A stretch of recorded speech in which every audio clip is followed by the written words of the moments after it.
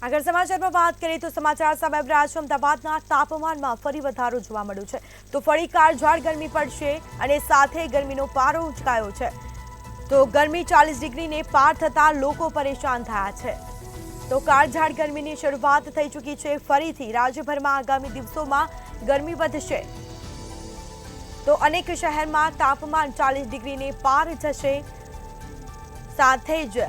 ગરમીનો પારો ઉંચકાશે ગરમી 40 ડિગ્રીને પાર થતા લોકો પરેશાન થયા છે લોકો કાળઝાળ ગરમીનો સામનો કરી રહ્યા છે અમદાવાદમાં ફરી તાપમાનમાં વધારો થયો છે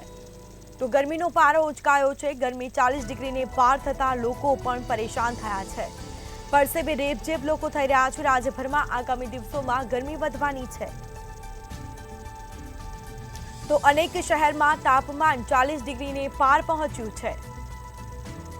સાથે ગરમી 40 ડિગ્રીને પાર થતા લોકો પણ પરેશાન થયા છે તો કાળઝાળ ગરમી